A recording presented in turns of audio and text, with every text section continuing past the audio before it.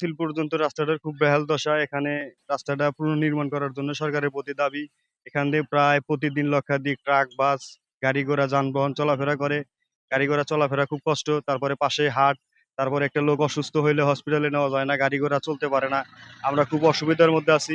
সরকারের কাছে আমাদের প্রাণের দাবি, জিনিসটা যত দ্রুত এনায়েতপুর থেকে পাঁচিল পর্যন্ত রাস্তাটা নির্মাণ করার জন্য আপনাদের মাধ্যম দিয়ে সরকারের কাছে আমরা আবেদন জানাচ্ছি, জিনিসটা যেন তাড়াতাড়ি আমাদের দুর্ভোগ থেকে মুক্ত করার একটা ব্যবস্থা করে দেয়। যেমন আমাদের স্কুলে আসতে গেলে অনেক লেট হয়।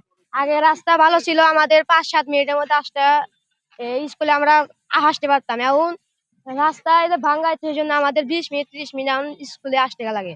গাড়ি উল্টে যায়, চাকা পাংচার হয়ে যায়, গাড়ি মনে করেন স্লিপ কেটে পাকারে যায়। বৃষ্টি নামলে তো গাড়ি যাওয়াই যায় না, একবারে স্লিপ কাটে গাড়ি এক্সেল ভাঙে, ট্যাপ ভাঙা পড়ে থাকে। এই যে আমাদের রাস্তাটা দেখতেছেন, এই রাস্তাটা এমন খারাপ রাস্তা, কারণ ২০ কিলো ৩০ কিলো রাস্তা যে আছে, এই রাস্তার ভিতর কোন একটা গাড়ি চলাচল করতে পারে না, এবং কি বৃষ্টি নামলে মানুষজন যাইতে পারে না।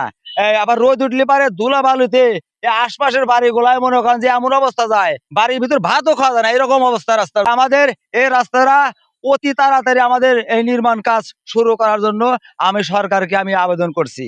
আমাদের অনেক সমস্যা হয়, এই রাস্তার কারণে আমাদের স্কুলে যেতে অনেক সমস্যা হয়। সকালবেলায় ভ্যান পাওয়া যায় না, গাড়ি পাওয়া যায় না। তারপরে এই রাস্তার কারণে অসুস্থ মানুষ আরো অসুস্থ হয়ে পড়ে। তারপর কাদা, বৃষ্টি নামলে কাদা পড়ে যায়, এই কারণে হাঁটা চলা করা অনেক কষ্ট হয়। হাটটা খুব ভাঙ্গাচোরা, একটু ঘুরতে আসলাম তো ধুলাবালিতে ভরে গেছে, মানে খুব ঝাঁকি টাকি লাগতেছে, ভালো লাগলো না। আমাদের যে আমাদের প্রকল্পটা নিয়েছি সেটা হলো সয়দাবাদ থেকে শুরু হয়ে কাজী আলী মেডিকেল কলেজ এনায়েতপুর হয়ে কৈজুরি, তারপরে আমরা যাব হলো চরগড়।